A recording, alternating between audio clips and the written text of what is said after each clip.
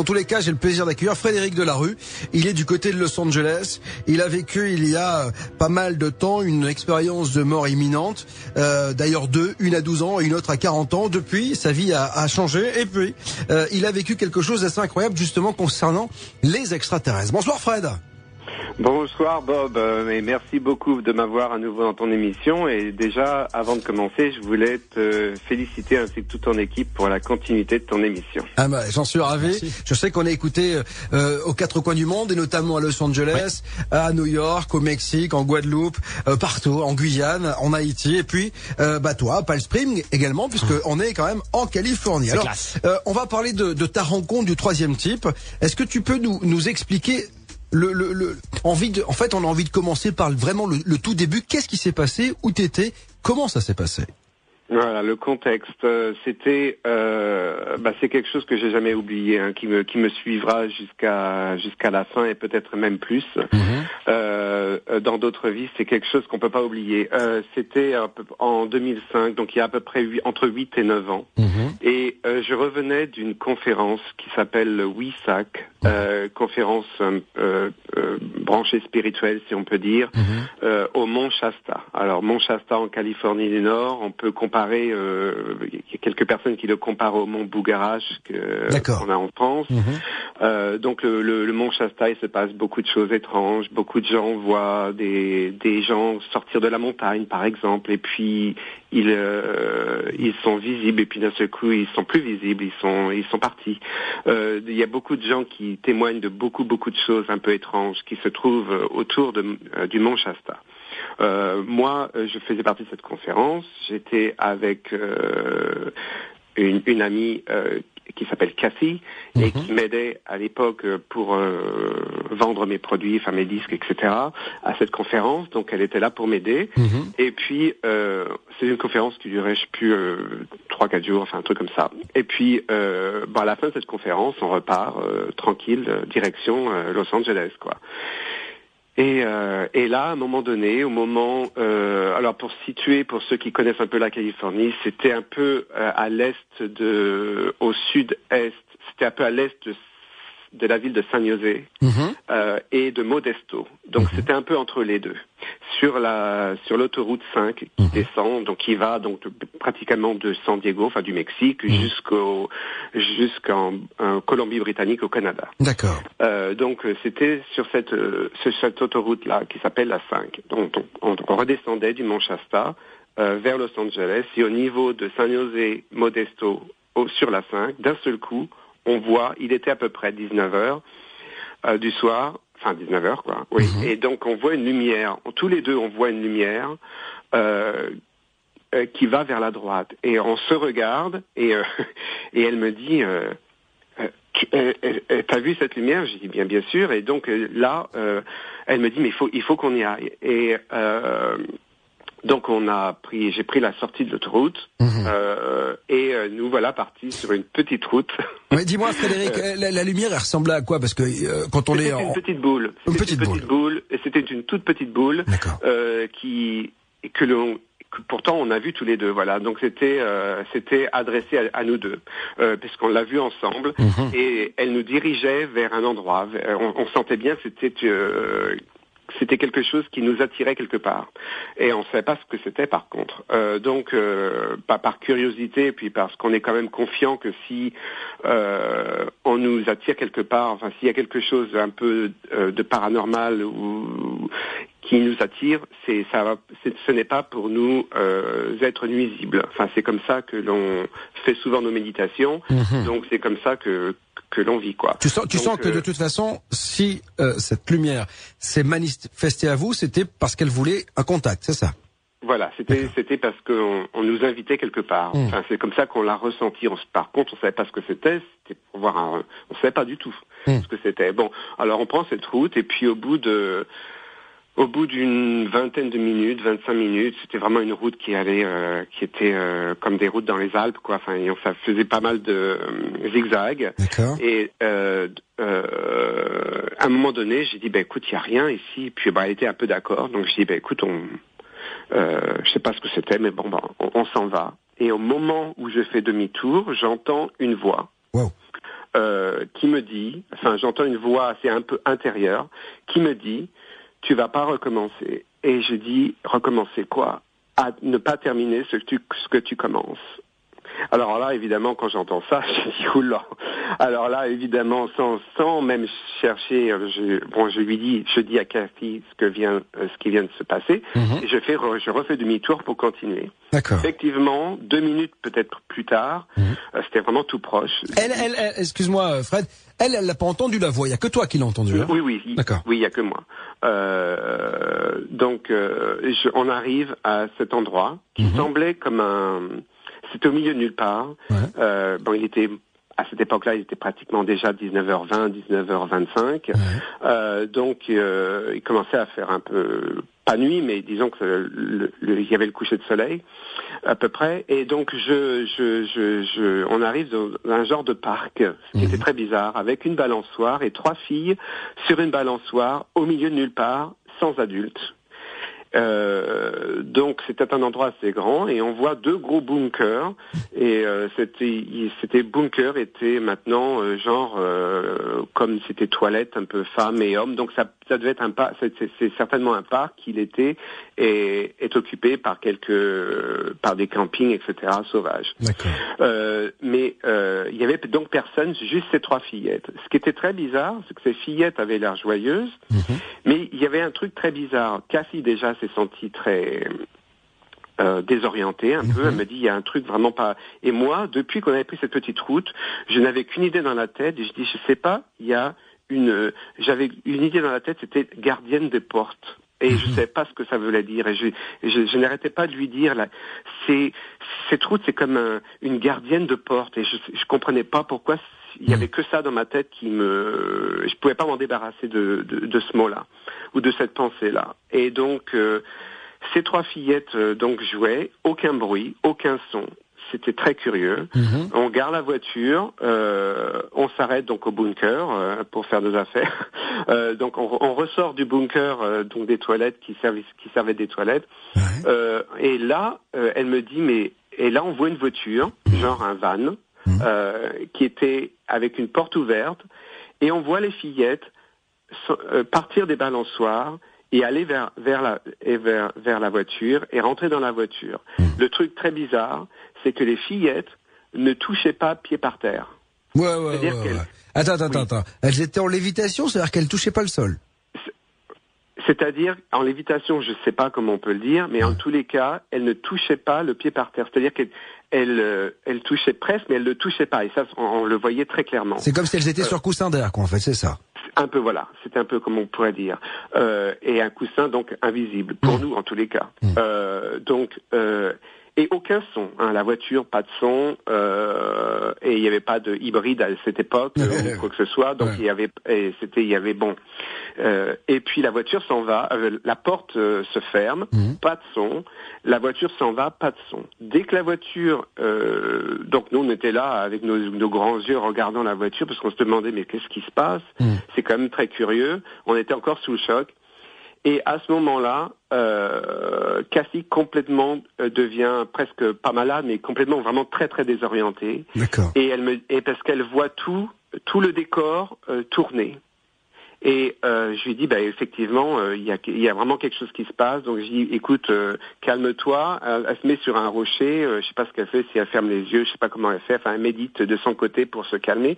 Et moi de mon côté je fais une méditation rapide.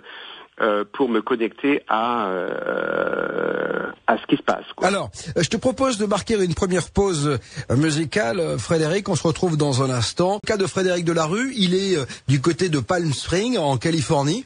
Et là-bas, alors qu'il était de retour d'une soirée d'un séminaire, il est, avec son ami Cassie, rentré en contact avec une boule assez particulière dans tous les cas, et une voix a parlé à Frédéric. Du coup, ça a incité Frédéric et son ami à suivre la route et le chemin sur lequel ils s'étaient engagés. C'est ça, hein, Frédéric?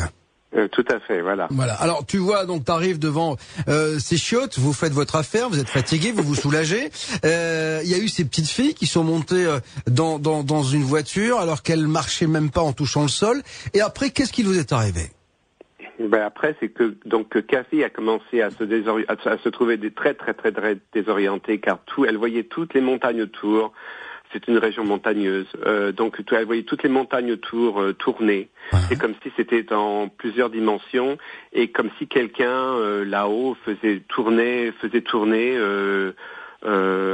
C'est comme si vous aviez une montagne miniature sur votre bureau, et puis que vous faisiez tourner pour savoir. Enfin voilà. Elle se sentait pas très bien, donc je lui ai dit calme-toi. Elle s'est assise sur un rocher, et puis après je sais pas, je me souviens plus si elle a fermé les yeux. Enfin en tous les cas, elle voulait méditer, elle voulait parce qu'elle sentait bien que quelque chose de puissant se produisait. Et donc, moi, au même moment, je fais une communication, une méditation rapide pour rentrer en contact avec, parce que je sentais bien qu'il y avait quelque chose qui voulait en rentrer en contact, donc je fais ça. Et là, vraiment pratiquement instantanément, mais vraiment, ça n'a pas demandé très longtemps, ça a demandé quelques secondes, et là, tout de suite, apparaît. Je dirais presque holographiquement, parce que je sais pas comment l'expliquer. C'est vraiment, je sais pas comment l'expliquer avec des mots. Donc le seul mot qui se rapproche de ce que je peux décrire, c'est holographiquement. Maintenant, je sais pas si c'est vraiment holographiquement, mais en tous les cas, c'est la meilleure façon que je peux l'expliquer. Une jeune femme, une très belle femme, qui blonde aux yeux bleus. Ah ça, je me souviens très bien. Et elle, avec des cheveux longs, et elle apparaît devant moi comme ça, enfin à quelques genre 3, 4, 5 mètres devant moi. Et elle était à genoux. Et là, elle était tellement heureuse, parce qu'elle était tellement heureuse qu'on puisse là, qu'on ait suivi ce chemin et qu'on l'ait vu, qu'on l'ait reconnu. Frédéric, moi tu sais qu'il m'est arrivé souvent d'avoir des jeunes filles assez jolies qui à genoux étaient très contentes d'être à genoux devant moi. Donc je plaisante, il faut bien un peu d'humour, merde à la fin. Ben oui, il faut bien quand même. Faut toujours avoir l'humour. Mais exactement. Donc, je lui demande donc évidemment ce elle me dit qu'elle est la gardienne de la porte. Ah d'accord, c'est ce que t'entendais dans ta porte, dans ta tête finalement. Sans arrêt. Voilà, c'est ça. Et je lui ai fait de quelle porte. Alors là, elle commence à m'expliquer que, donc il était donc maintenant 19h à peu près 30, 19h30, 19h40, je me souviens plus exactement, mais c'était dans ces environs-là. Et elle me dit, voilà, si vous garez cette voiture, et elle me dit déjà, et si vous voulez, vous aurez l'expérience incroyable d'une vie, qui va se produire dans quelques heures, si vous voulez. Et elle m'explique, elle me dit, si vous voulez, vers 2h, je crois que c'était 2h03 ou c'était un truc comme ça, 2h et quelques minutes. Vous mettez votre voiture comme ça, garée comme ça, de cette direction comme ça, et à cette heure-là, à 2h et quelques, 2 êtres vont venir de chacun de vos portes, vont ouvrir la porte, vont vous emmener dans une espèce de canal vertical un peu transparent. Et là, on va vous faire un implant, je veux dire. Enfin, on dit transplant aux États-Unis. Donc on va vous faire un implant. Et elle me dit, l'implant sera fait en haut de la nuque, derrière le cou, quoi. Donc, elle me fait, et je lui dis, et ça servira à quoi? Et elle me dit, ça prendra 15 minutes. Et l'implant servira parce que il peut se passer dans le futur, donc c'était donc il y a 8-9 ans, il pourra se passer un chaos mondial, et où là, il y aura beaucoup besoin de light workers, comme elle me dit en anglais. Alors, je sais pas le mot, comment on dit en français, de light workers, de gens qui travaillent avec la lumière, enfin de gens dévoués pour aider les autres, mais spirituellement. Et donc, elle me dit, il y aura tellement besoin de ces gens-là, à ce moment-là, qu'il y aura plus le temps de dormir. Donc, l'implant qui vous sera fait vous donnera l'opportunité, en gros, de pouvoir vous assoupir ou vous endormir pendant 15 à 20 minutes, ce qui remplacera 8 heures de sommeil. Mais quand tu es face à cette dame, Frédéric, cette femme magnifique, tu lui demandes pas d'où elle vient, qui elle est Non, je lui ai pas demandé parce qu'elle me dit que c'était la gardienne de la porte. Donc c'est vrai que ça m'a pas. Pour moi, elle ressemblait dans ce que je peux. Dans mes connaissances, disons, elle ressemblait peut-être à la Vierge Marie, quoi. Voilà. D'accord. C'est tout de suite, c'est la relation divine que j'ai fait avec cette personne. Donc déjà, j'avais pas peur parce que je savais que cette personne était pure, était cristalline, en tous les cas pour moi. Donc je n'avais pas à douter ni à avoir peur. Bon, maintenant, quand elle m'a parlé de tout ça, ça commençait à tourner dans ma tête en disant 15 minutes. Et pour faire ça, alors pour l'implant, j'étais ok parce que si je peux dormir ou je m'assoupir pendant 15 minutes pour remplir ou 20 minutes pour remplir 8 heures de sommeil, ça voudrait donc dire que je serais 24 fois plus apte à aider les gens. Je pourrais faire donc 24 journées dans une journée normale. Et donc, je me suis dit, par contre, ma question, c'était les 15 minutes pour faire l'implant. Je lui ai posé la question plusieurs fois. Je dis, mais les 15 minutes, c'est 15 minutes de mon temps, 15 minutes de leur temps, c'est quelles 15 minutes? Parce que si c'est 15 minutes, parce que comme on sait que le temps n'existe pas, c'est très subjectif à nous, donc je lui ai dit, mais si les 15 minutes correspondent à 2 ans, moi je voudrais pas que ma famille ou mes amis retrouvent la voiture au milieu de nulle part, sans personne dedans, et qui pensent, et de peiner ma famille, Ouais, qui croit que t'es mort, quoi, c'est ça. Alors, moi, je pensais tout de suite à ma famille, à mes amis proches, et je me disais, je ne peux pas leur faire ça si quelquefois les 15 minutes n'étaient pas 15 minutes de notre temps. Parce que ça va être terrible pour eux et je peux pas faire ça. Ça sera égoïste de ma part. Et donc, je lui ai reposé la question et je ne pense pas avoir eu une réponse, claire. Et donc, c'est pour ça que j'ai commencé à douter. Et donc je lui ai dit mais qui sont ces personnes? Donc elle me dit si tu veux je les fais venir. Donc c'est pareil, je lui ai dit oui. Elle les a fait venir d'une manière, c'est comme si on claque des doigts, et ils étaient là. D'accord. Donc pareil d'une manière un peu holographique. Ils étaient deux. Elle était au centre. Il y en avait un de chaque côté d'elle, juste en face de moi. Et Cassie, ton amie à ce moment-là, elle voit quoi Elle voit rien. Elle était toujours déstabilisée. Elle était toujours de l'autre côté où elle se trouvait. Je sais même pas ce qu'elle faisait. Bon, tout ça s'est passé en je mets beaucoup de temps à la raconter, mais tout ça s'est passé en très peu de temps. D'accord. C'était très rapide. Et je lui dis et elle me dit voilà. Donc c'était des êtres très très très très très hauts, très très très très minces. Et ils étaient vêtus d'une espèce d'armure. Bien sûr pas les armures comme on voit au Moyen-Âge, mais ça faisait l'impression d'une armure malgré tout. Mais c'était au niveau du look, c'était plutôt moderne, c'est-à-dire que tu as la sensation que c'était assez futuriste, c'est quelque chose qui venait du passé. Oui, complètement. Disons que ça fait pas partie de notre vie, quoi. Donc c'est difficile à expliquer. Elle me dit si tu veux tu peux toucher. Et donc j'ai touché l'armure et c'est vrai que c'était très très ça paraissait très dur et en fin de compte c'était très doux, mais à nouveau on peut pas décrire ce qui n'existe pas dans cette vie. On peut pas décrire avec des mots qui correspondent à notre vie terrestre des choses qui ne font pas partie de notre vie terrestre. Donc c'est très difficile de décrire. Je me souviens très bien du toucher. Par contre, quelque chose que je me souviens plus, ce qui m'a toujours trouvé bizarre, c'est leur visage. Il me semble, mais ça c'est pas 100% garanti, donc c'est pour ça qu'en général j'aime pas trop en parler.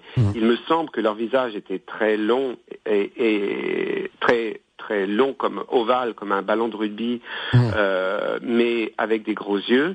Mais à nouveau, c'est comme si on m'avait effacé cette mémoire. C'est comme si on m'avait effacé. C'était très bizarre parce que j'étais en face d'eux. J'ai vu leur armure, j'ai touché leur armure, et leur visage, pour je ne sais quelle raison, c'est que je ne peux pas m'en souvenir avec précision. Alors que je me souviens très bien de cette femme, je me souviens très bien de tout. Sauf ça. Donc je me suis toujours posé la question pourquoi je me souviens pas, parce que quand même ça aurait dû me marquer tellement. Et c'est comme si on m'avait effacé cette partie de cette expérience, et je ne sais toujours pas pourquoi. C'est quand même assez hallucinant ce que tu vis là, parce que Et à ce moment-là, pendant toute cette expérience, Frédéric, est-ce que tu es dans un sentiment de bien-être ou tu as peur? Ah, complètement bien-être. Je me sentais complètement bien. J'étais complètement bien avec eux. J'étais prêt à le faire, honnêtement. Mais mon seul problème, c'était ma famille, parce que ils m'ont demandé. Il y a tellement d'histoires d'implants où on dit j'ai été violée, enfin je me suis réveillé le matin et j'avais une boule sur le pied ou une boule dans la jambe.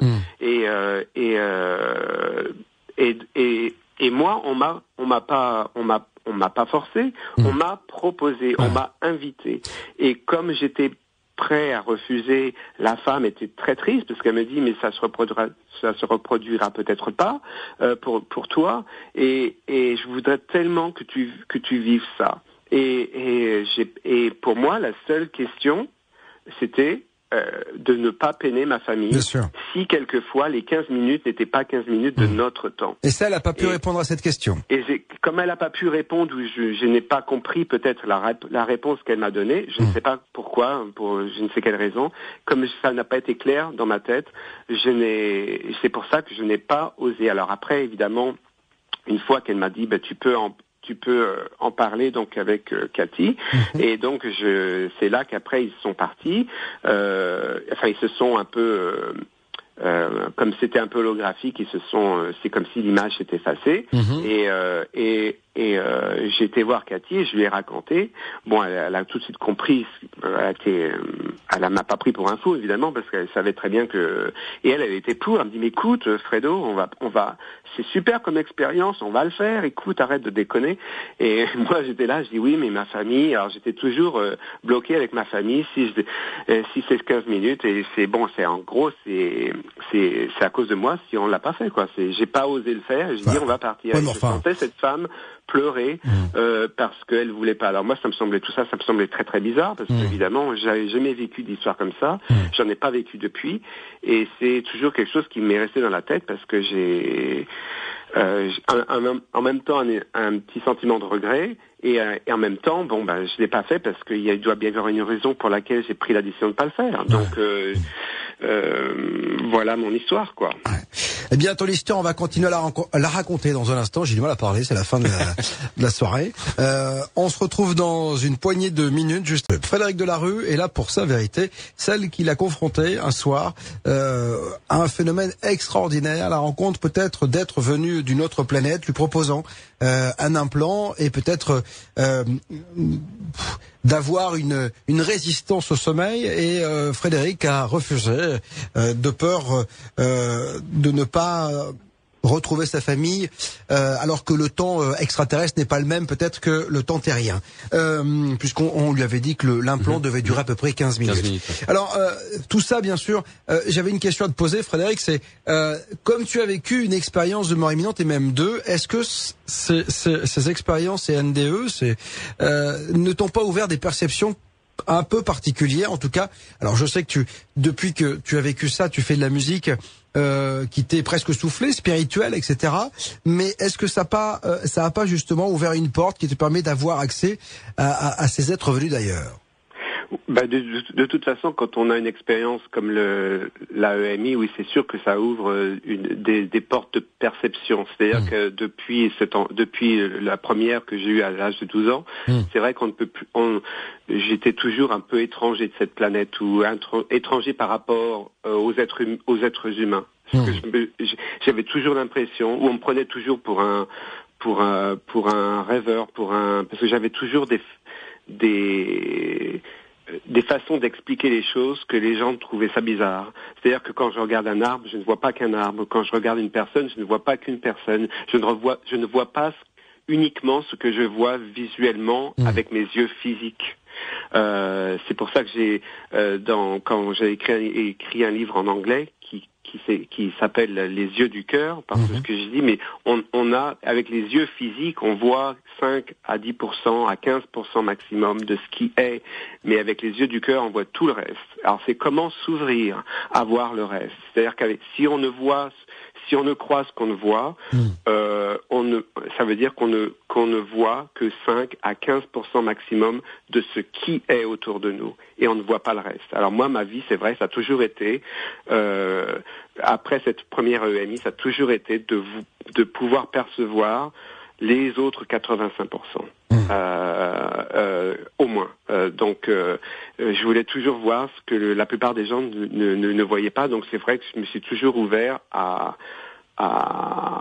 et j'ai toujours aussi demandé à pouvoir avoir des expériences qui m'ouvrent à comprendre ce que la plupart des gens ne comprennent pas. Et ça c'est ma vie, c'est comme ça. Et dis-moi, les êtres que tu as rencontrés, la femme et les hommes, là, physiquement, ils nous ressemblaient, ils étaient de même corpulence, de même taille à peu près? Non, ils étaient très grands, ils étaient très hauts, très très minces. Qu'est-ce que tu appelles très haut? Ben, moi je fais 1m83, il devait faire, je sais pas, 1m83, donc je parle en feet parce qu'aux États-Unis on parle plus en mètres, donc je suis un peu dérouté, je sais pas comment ça fait, mais en feet ça ferait du 7 à 8, alors je sais pas comment ça fait en mètres. Ça fait quoi, 2m50, 3 mètres? Faudrait que je regarde ce que ça fait 7 Mais est-ce que tu avais l'impression que c'était des géants? Non, c'était pas des géants, c'était des êtres beaucoup plus grands que nous. Voilà, ouais, d'accord. Bon, c'est assez balèze de toute façon. Mais il y avait de la gentillesse et il y avait quelque chose d'assez sympathique, tu me dis, hein, il y avait quelque chose, je sentais du respect en tous les cas. Moi, c'est pour ça, souvent, j'ai pas parlé, ça fait pas très longtemps que je commence à parler de cette histoire, parce qu'au début, je voulais pas trop en parler. Pendant des années, j'en ai pas parlé. Et je commence à m'ouvrir à parler de cette histoire, et ça, non plus, je ne sais pas trop pourquoi. S'il y a certainement quelque chose qui fait que maintenant, on me permet d'en parler. C'est comme tout, il y a un temps pour tout. J'étais il y a pas très longtemps à une conférence dans le désert, dans le haut désert à côté de Palm Springs, qui s'appelle à Joshua Tree, où ça s'appelle Contact dans le désert. C'était la première conférence UFO de ce genre aux États-Unis.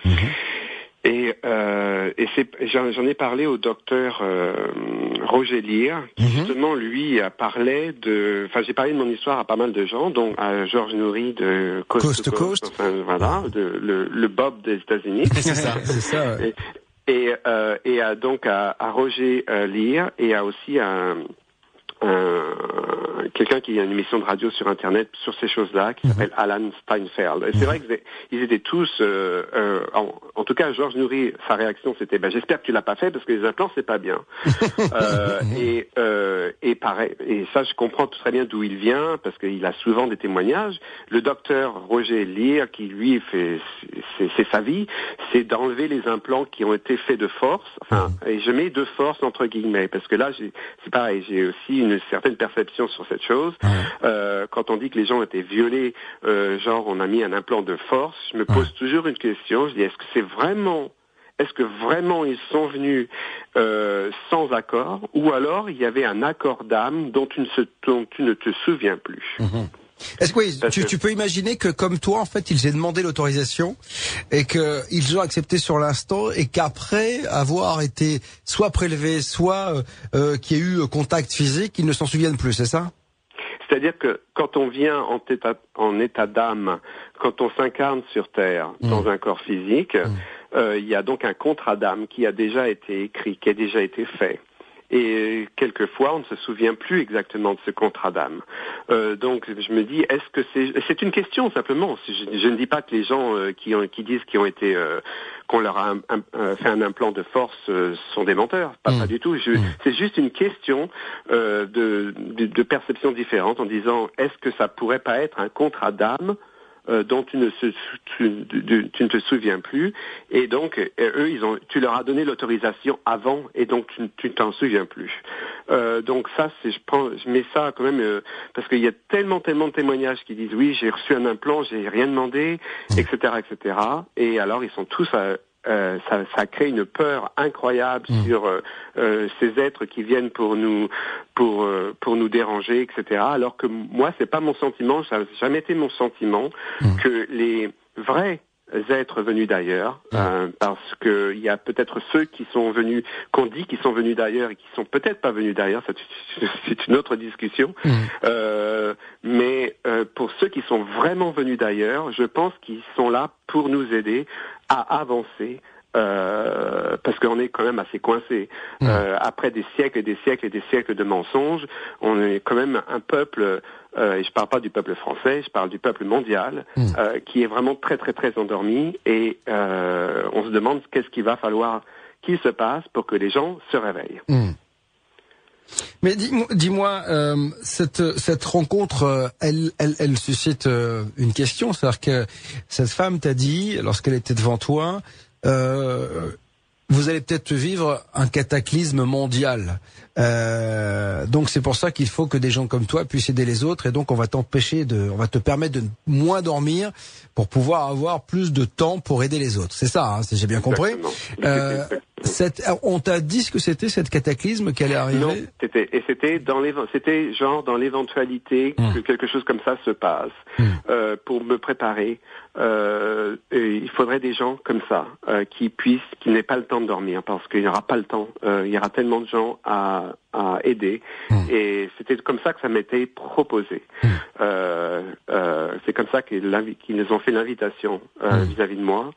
Et c'est pour ça que je ne pouvais pas refuser. C'était quelque chose qui était complètement, que je trouvais complètement sensé, et quelque chose que j'adhérais complètement, parce que moi je suis dans cette vie-là pour un peu pour servir. Hein, c'est ce que je fais. Enfin, je me sens toujours de service par rapport aux gens comme toi. Tu es de service pour pouvoir éveiller les gens qui sont en train de s'éveiller ou qui ne sont pas éveillés du tout, et qui laissent une petite porte que peut-être on peut s'éveiller.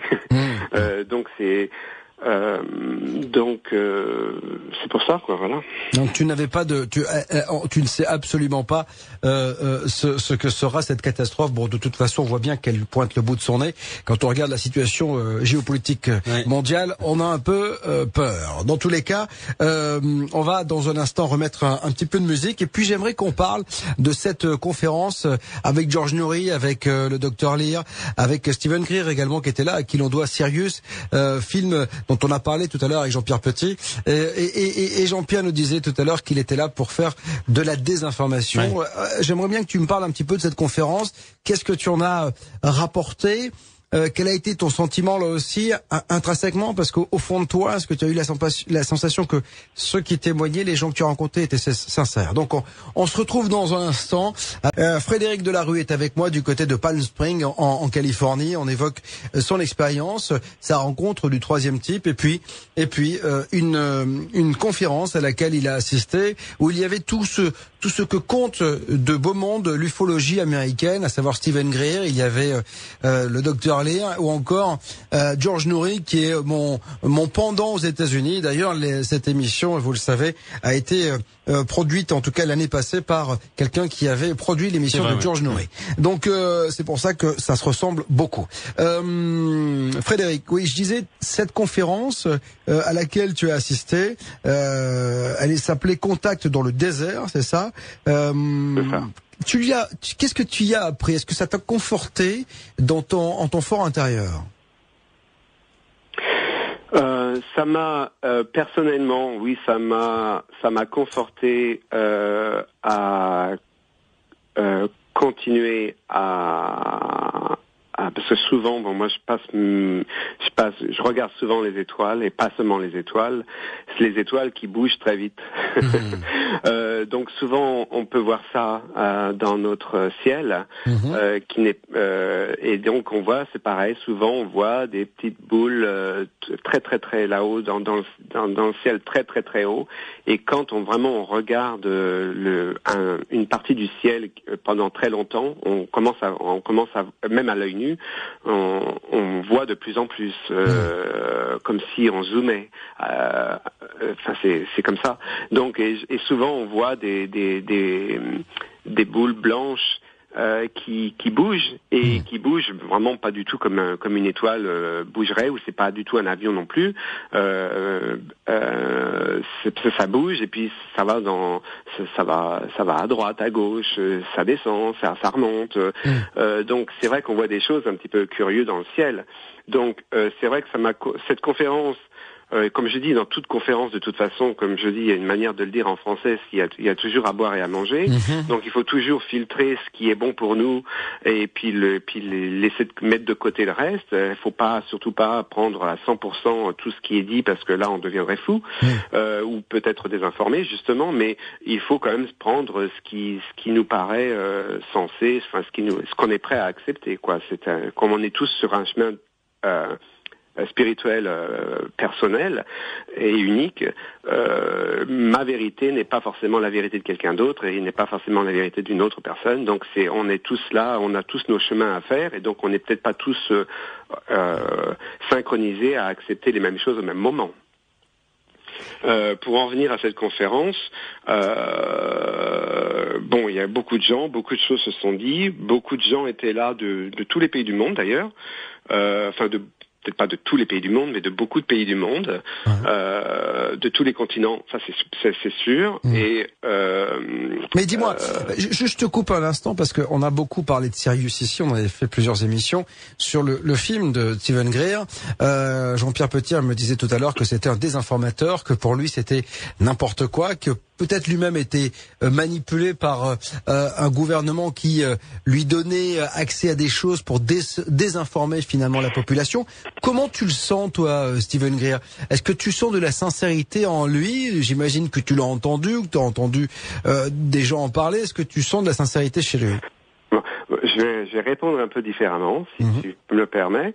C'est que souvent, quand les gens, enfin on a vu ça dans l'histoire de l'humanité, que quand les gens disent réellement la vérité, on ne les laisse pas dire la vérité. On s'arrange à ce qu'ils aient un accident ou quelque chose qui se passe dans leur vie. Et souvent, ça s'est passé, souvent c'est comme ça. Quand les gens disent vraiment ce que les gouvernements ne veulent pas qu'il soit dit, on les anéantit de n'importe quelle façon possible. Et en général, le public qui est endormi accepte. Donc maintenant, des gens, sans donner de nom, enfin si, je vais quand même donner de nom, je vais mettre Stephen Greer dans le point d'interrogation, et je vais mettre David Icke dans le point d'interrogation. Des gens qui disent, qui sont censés et qui font beaucoup d'argent en hypnotisant les publics, ils savent, et Dieu sait comment ils savent le faire. Je sais pas leur secret, mais ils savent faire marcher un public. Ça, je peux te le dire, parce que même moi, j'aurais marché dedans, parce que c'était, il s'est très bien monté en tous les cas. Même, je dis pas que c'est des informations, je sais pas, je vais pas parler de ça pour l'instant, mais ce que je peux très bien dire, c'est une machine bien montée. Est-ce que l'entrée de cette conférence était chère? C'était 200 et quelques dollars. Ah ouais, quand même. 285 dollars, je crois.